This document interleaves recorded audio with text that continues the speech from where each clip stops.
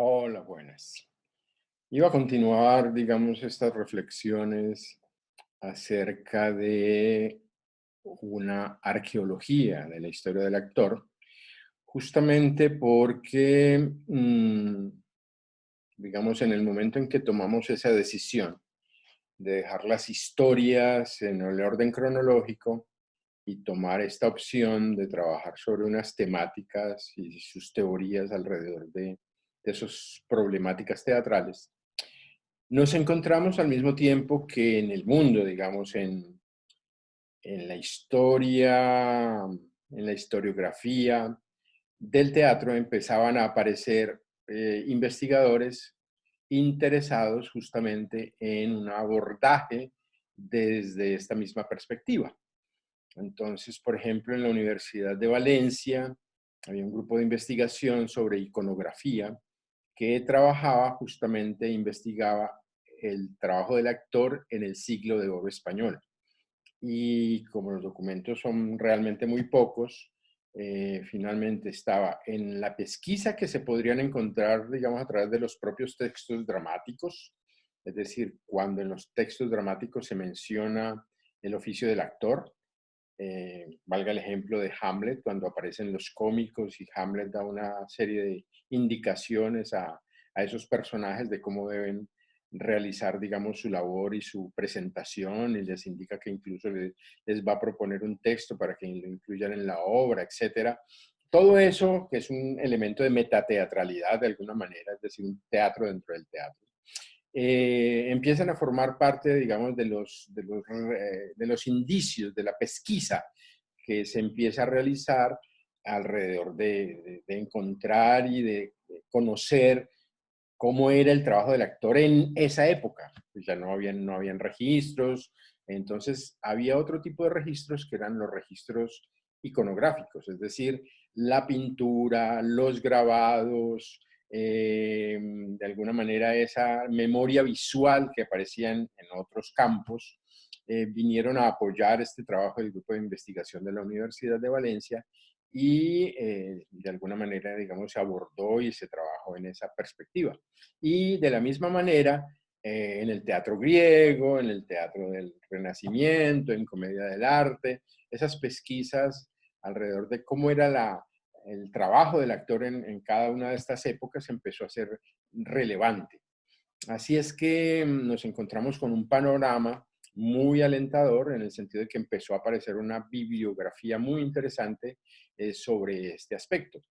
Es el momento en el que aparecen los textos de Jorge Saura, que se llama Actores y Actuación. Son 3 tomos en donde él recoge lo que han escrito distintos actores, directores, filósofos, personajes, digamos, cercanos al arte del actor, que han escrito sobre el actor en muy distintas épocas. Entonces, cada uno de los tomos, mmm, tomo 1, 2 y 3, corresponde, digamos, a un periodo histórico, pero centrado en esa perspectiva, actores y actuaciones, es decir, personas que han trabajado y han explorado y analizado, digamos, la problemática del trabajo del actor en esos momentos históricos. De la misma manera, Jorge Dubati realizó, digamos, unos coloquios en Buenos Aires del que surgieron tres textos, es decir, una historia del actor 1, una historia del actor 2, que dice de Stanislavski a Tadeusz Kantor, si no me equivoco, del ritual a Tadeusz Kantor, otro que es una historia del actor que va desde los griegos más o menos hasta el siglo XX, y otro que se llama Historia del actor a través de la historia eh, o a través de los tiempos. Entonces, finalmente son 3 tomos de la editorial Atuel, que dirige Jorge Dubati, centrados también en esa problemática del actor. Así es que, digamos, en ese panorama empiezan a aparecer, digamos, otras cosas y otros investigadores que ya le empiezan a dar un cuerpo teórico,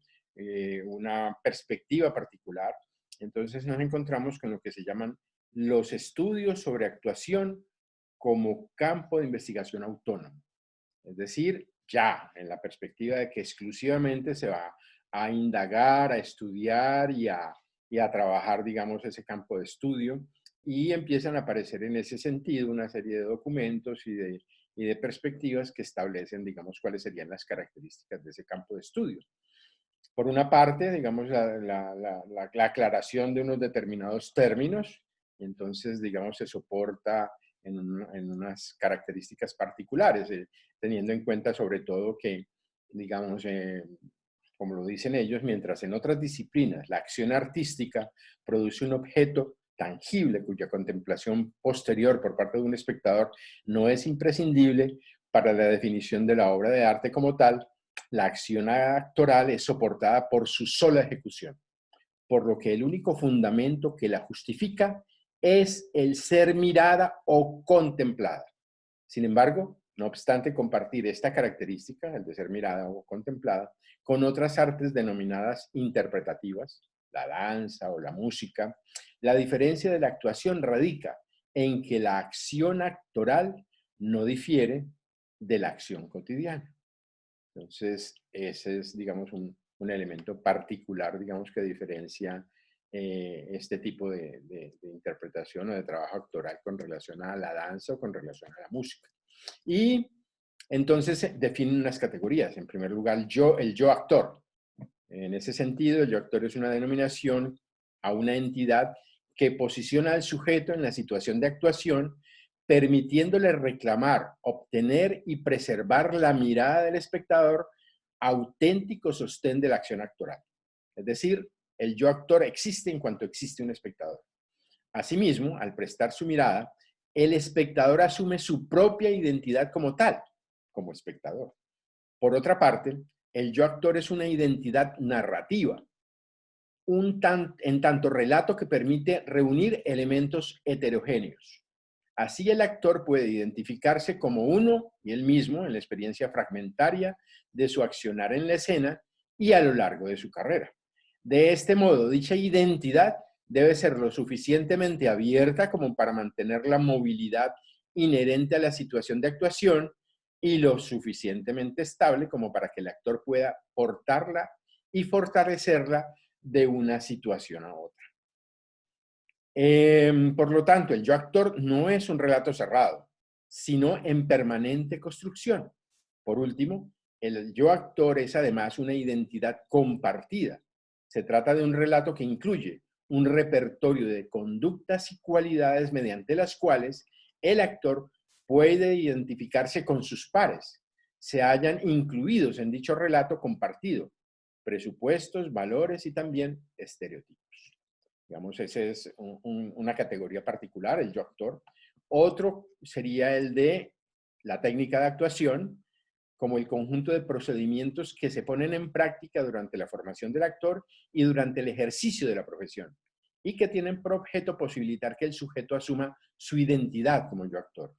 No obstante, dichos procedimientos no se dan de forma aislada, sino que constituyen una dimensión presente en toda metodología específica de actuación. Esa es, digamos, otra de las categorías. Otro sería una metodología específica, y se llama eso a un conjunto de procedimientos concretos delimitables en el seno de una poética o estética, de una configuración programática colectiva que se desarrolla en un contexto espaciotemporal determinado. Por lo tanto, toda metodología se halla ligada a un universo estético, ético o ideológico específico al que el sujeto accede a través de la adquisición de procedimientos para producir actuaciones asociadas al mismo. Cada metodología específica es portadora de una idea diferente de yo actor, pero todas poseen una dimensión técnica cuyo objetivo radica en que el sujeto adquiera una identidad que lo ayude a soportar el accionar en escena, y una dimensión estrictamente estética o ideológica que es secundaria respecto de aquella. Y otra categoría, procedimiento. Precisan como una serie de pasos o fórmulas adquiridas, por lo tanto transmisibles, que tienen por objeto arribar a un resultado o efecto garantizado por su aplicación. Y en lo que respecta a la noción de materiales,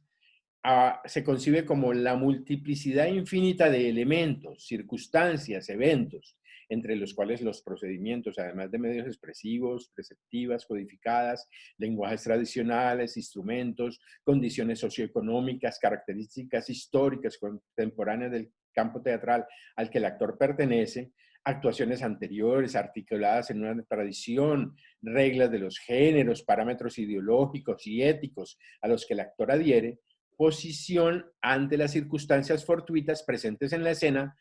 planteo del trabajo con el director, el maestro, el resto del elenco, el público, etcétera, con los que el yo actor establece un diálogo abierto e inmanente durante la situación de actuación. En los que respecta, digamos, a ese elemento de los parámetros que se consideran, se parte, digamos, de un autor muy particular, que es Merleau-Ponty, en su fenomenología de la percepción, y a partir de allí, digamos, se tiene en cuenta